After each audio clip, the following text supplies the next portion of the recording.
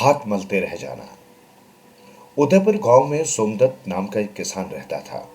वह रात दिन अपने खेत में परिश्रम किया करता था, किंतु कड़ी मेहनत के बाद भी उसके परिवार का भरण पोषण बड़ी कठिनाई से हो पाता था। किसान रात दिन अपने परिवार की चिंता में ही लगा रहता था। एक दिन किसान अपना खेत जोत रहा था। उस दिन धूप बहुत तेज थी। किसान का प्यास तथा थकान के कारण बुरा हाल था। इस कारण वो अपने खेत में स्थित एक पेड़ के नीचे बैठ गया तथा पानी पीकर सुस्ताने लगा। तभी अचानक उसने एक नागराज को पेड़ की खो में स्थित अपने बिल्स के अंदर जाते देखा।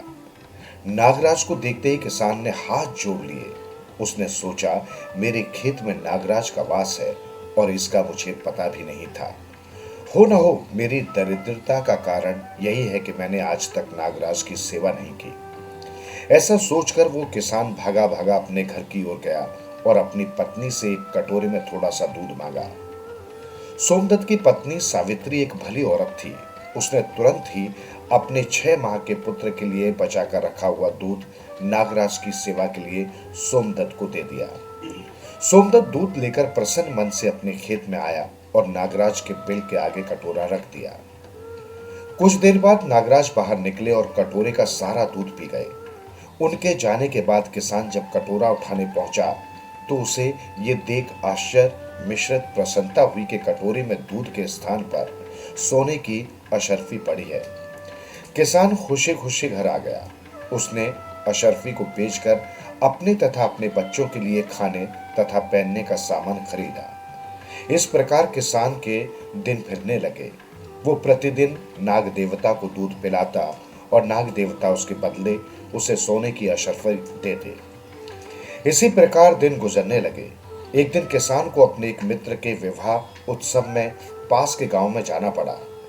किसान नाग देवता को दूध पिलाने के विषय में चिंतित था, क्योंकि उसे वहां 2 दिन लगने थे। इसलिए उसने अपने बड़े पुत्र को यह जिम्मेदारी सौंपी और चिंता मुक्त हो विवाह में भाग लेने निकल पड़ा।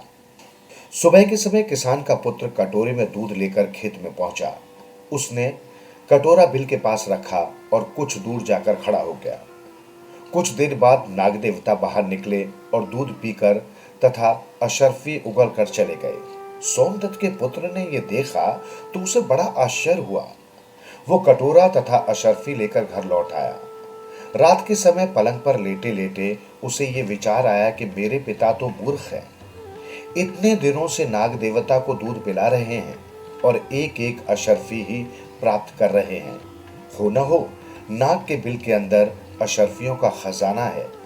अगर उसे मार दिया जाए और बिल की खुदाई की जाए तो पूरा खजाना एक साथ हाथ आ सकता है। ये विचार आते ही वो अगली सुबह कुल्हाड़ी तथा दूध का कटोरा लेकर घर से निकल पड़ा। जैसे ही नाग ने दूध पीने के लिए अपना फन बाहर निकाला, किसान के पुत्र ने कुल्हाड़ी से उसका फन कुचल दिया और जल्दी जल्दी बिल खोदने लगा। किंतु सारा बिल खोदने के बाद भी एक भी अशर्फी उसके हाथ न आ सकी। लड़के को अपनी गलती का एहसास हुआ। वह पछतावे में हाथ मलते रह गया। किंतु अब क्या हो सकता था?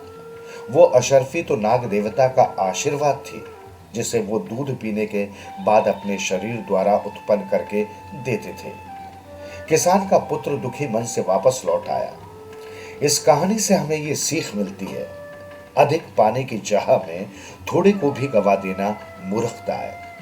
यदि रोज अंडा देने वाली मुर्गी का पेट फाड़कर ढेरों अंडे पाने की मूर्खता भरी चाह कोई करता है तो उसे किसान के पुत्र की तरह ही पछताना और हाथ मलते रह जाना पड़ता है।